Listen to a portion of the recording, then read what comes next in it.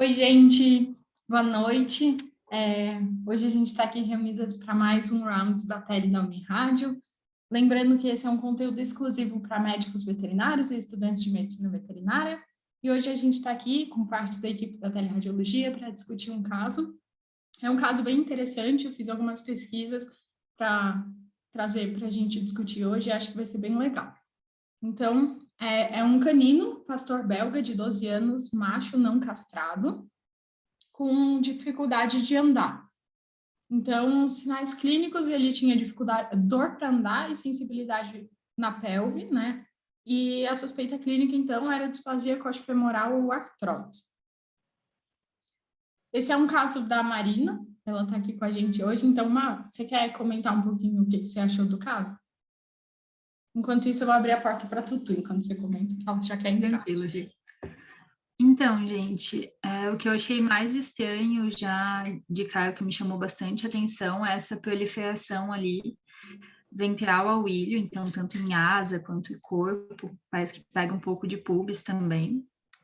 E além disso, além de ter toda essa proliferação óssea na coluna de espondiloses, a gente vê que no abdômen também ali na região caudal, bem topografia de próstata, caudal, bexiga, a gente vê uma estrutura bem aumentada de volume deslocando dorsalmente ao colo. Então, nessa imagem foi isso que me chamou mais atenção.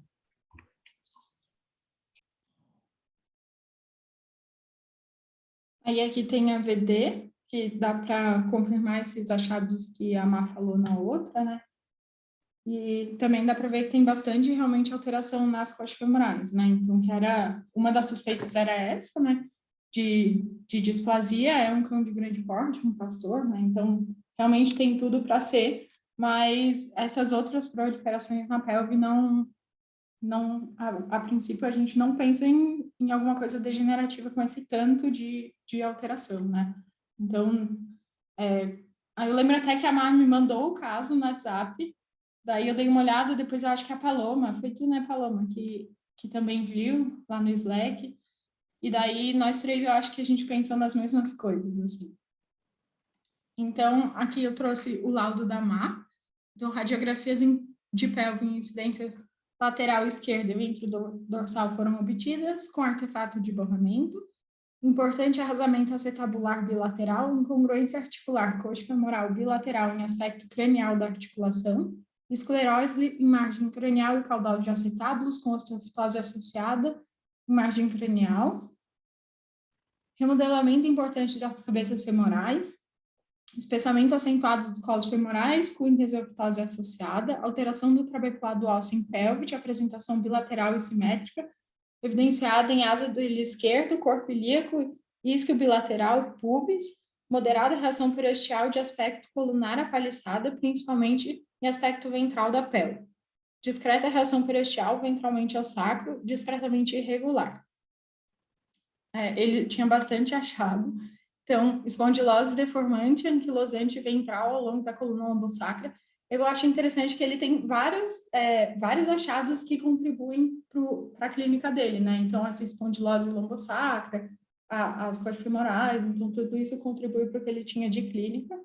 Remodelamento de processos articulares dorsais em articulações zigopapizárias, remodelamento, é que vocês estão em cima com remodelamento e esclerose dos bordos, redução do contraste peritoneal em porção abdominal abrangida no estudo, presença de ampla área ovalada de opacidade de tecidos moles, caudal à bexiga e ventral ao cólon descendente em topografia de próstata, estreitamento focal do lumen do cólon descendente nesse segmento. Cólon descendente repleto por conteúdo fecal e gasoso, bexiga com moderada repressão por fluido e presença de segmentos intestinais em abdômen médio com bolhas de gás de formato atípico. Então, na impressão, a Má trouxe sobre a importante doença articular degenerativa coxofemoral bilateral, secundária à displasia coxofemoral, prostatomegalia associada às alterações ósseas em pelve e sacro, tem neoplasia prostática, como adenocarcinoma, como principal diagnóstico diferencial, acarretando no possível estreitamento luminal focal do cólon descendente. As alterações ósseas têm osteomielite como diferencial menos provável. Eu lembro que a gente comentou, conversando no dia, porque é bem difuso, né, e bem simétrico, assim, uma alteração que a gente achou bem diferente, então a gente chegou no consenso que não dava para descartar totalmente uma osteomielite ali. Espondilopatia lombosacra, então a Má sugeriu ultrassonografia abdominal, com ênfase no trato geniturinário, especialmente para avaliação de próstata e biópsia da próstata para auxiliar no diagnóstico. Então, eu fui fazer algumas pesquisas, né? Fui no livro de diferenciais para ver o que eles trazem de prostatomegalia. Então, tem vários diferenciais, mas eu trouxe aqui a hiperplasia prostática benigna, que é um dos que a gente mais comumente encontra, né? A prostatite, os abscessos prostáticos e a neoplasia. Eles ainda trazem cisto também, mas a neoplasia, então, ela é mais comum em cães idosos e ela pode ocorrer em cães castrados ou não. Então, no caso do livro de diferenciais, eles trazem que as mais comuns são o adenocarcinoma, né? Mas também pode acontecer o carcinoma de células transicionais da bexiga, ele pode se estender para a próstata também. E outros tipos eles trazem como incomum. Então, falando um pouco da hiperplasia prostática benigna, ela é mais comum em cães não castrados, caberia para esse paciente também, mas com toda essa alteração de pelve, a gente já pensa em algo pior, né? Então, o que os artigos trazem é que esse processo da hiperplasia da próstata, ela se inicia aos 4 anos de idade, e eles trazem que todos os cães, a partir dos 7 anos de idade, eles vão ter uma hiperplasia prostática. Então, isso é um processo natural que ocorre em machos não castrados, né? Por causa da alteração hormonal. Então, após os 7 anos, eles trazem que todos os cães para eles terem uma alteração no tamanho da próstata, que é só uma hiperplasia benigna. E que a castração, então, como a gente já sabe, né, ela vai reduzir os sinais clínicos, então ela auxilia como um tratamento. Já as neoplasias prostáticas, eu achei interessante porque elas podem ocorrer em cães castrados ou não. A literatura diz que cães castrados antes dos 12 meses, eles têm menor chance de desenvolver neoplasia prostática, mas a princípio a castração não é um fator assim determinante para a neoplasia. E os mais comuns são os carcinomas prostáticos. Eu até li um artigo que ele traz uma comparação entre cães e os homens, né? Então, os homens é mais comum o adenocarcinoma acinar, se eu não me engano, e dos cães está se chegando à conclusão que tem mais a ver com os ductos da próstata. Então, ele é um carcinoma ductal. Mas a gente fala em adenocarcinoma, né? Ainda não é muito bem, não se sabe muito bem exatamente qual estrutura ali da próstata é a origem dessa neoplasia. Ela é uma neoplasia de caráter bem agressivo, então elas são altamente metastáticas e o prognóstico, por ser altamente metastática e agressiva, o prognóstico tende a ser bem ruim. E o tratamento é, a princípio, paliativo, né, com quimioterapia ou radioterapia, mas é bem complicado. Então, um pouquinho sobre o carcinoma prostático. Ele traz como sinais clínicos principais a disúria, até a hematura, pode ter a invasão da uretra prostática por tecido, né, neoplásico, pode até causar a obstrução da uretra nessa porção. Disquesia, então, porque ele desloca o trajeto do cólon, né, o aumento prostático tende a fazer isso, e a gente via isso nesse paciente. Dor nos membros pélvicos era uma coisa que esse paciente também tinha. Pode levar até ataxia e paresia ou paralisia dos membros pélvicos conforme vai avançando. Então, as metástases. É comum ocorrer metástase na região de linfonodos sublombares e ilíacos, em pulmão, e a metástase óssea também é bastante comum. Eles falam que é bem comum nessas vértebras lombares e na pelve, daí até esse artigo traz essa imagem, que para mim isso é espondilose. Então, eu até estava comentando depois com a Má sobre isso. Tipo, no caso dela também tinha bastante espondilose, e até que ponto pode ter algo neoplásico envolvido, até que ponto é só degenerativo, né? A gente fica assim meio sem saber. e também ele pode fazer essa invasão local, principalmente para a bexiga e ureter. Então, aqui nessa imagem, eles também trazem essas áreas de radiopacidade de tecidos moles, como aumento de linfonodos, e essas alterações nas vértebras, que também podem estar relacionadas a infiltrado neoplásico metastático já. Então, aqui um artigo um pouco mais antigo, a imagem não é tão boa, mas aqui a gente também vê a imagem bem parecida com o caso da Má, né? Bastante proliferação aqui na pelve toda. Eu achei bem interessante, eu nunca tinha visto assim um caso com tanta proliferação, até eu e a Ilô, a gente estava comentando, geralmente nas vértebras é até um pouco mais comum da gente ver, né? Mas na pelve, assim, tão difuso, um pouco menos. Eu nunca tinha visto, pelo menos. Então, achei interessante que esse trabalho trouxe uma imagem bem parecida. Então, aqui, eu não tenho muito o que mudar no laudo da Má ou sugerir de melhoria, eu botei como eu descreveria, que eu estou tentando aprender com o professor Tiago e com o professor Lacreta a ser um pouco mais sucinta. Então, eu acho que eu juntaria as alterações ali das costas-femorais, mais tentaria... É aquela coisa, né? Quando a gente pega um laudo depois de um tempão, a gente consegue ir cortando algumas palavras e juntando. Então, eu só reduziria um pouco a descrição das costas femorais ali,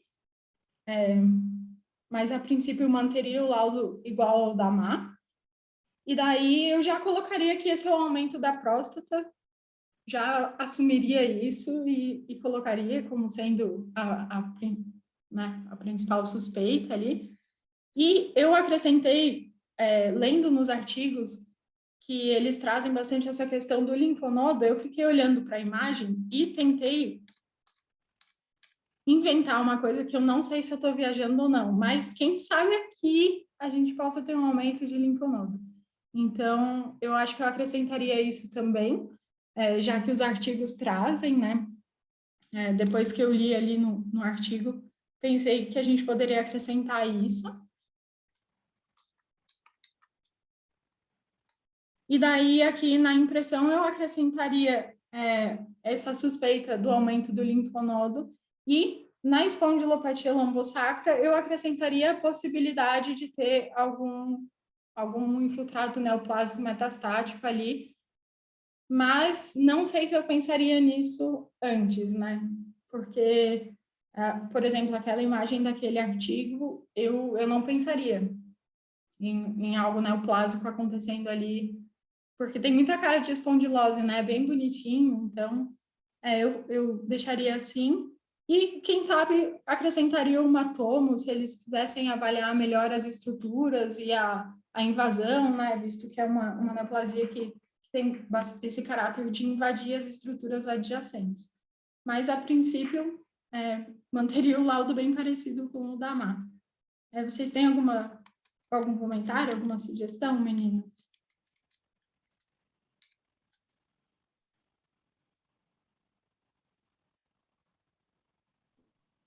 Gi, só uma dúvida aqui. Os casos que eu vi pegando pelve eram bem líticos. Chegou a ver, assim, se fala que pode ser mais lítico, mais proliferativo, tanto faz? Sim, eu li isso no artigo, eles traziam que pode ser das 3 formas, ou bem lítico, ou bem proliferativo, ou misto. Então, pelo que eu vi, ele não tem um caráter muito... ele não tem, padrão, não tem um padrão. Ele pode ser das 3 formas, ou lítico, ou proliferativo, ou misto. Nesse caso da Má, eu achei ele bem proliferativo, né? Uhum. Bem interessante, Bem uma reação periosteal, assim, regular, parece. Uhum. E eu achei muito, tipo, quase que simétrico, né? Se tivesse aqui também era uma cópia, os dois lados. Muito parecido mesmo. Obrigada, Gi. Imagina. Daí foi isso. Mas você tem mais alguma consideração sobre o caso? Não, achei que ficou bem legal hoje a forma ali que tu mudou o laudo, que tu apresentou o caso.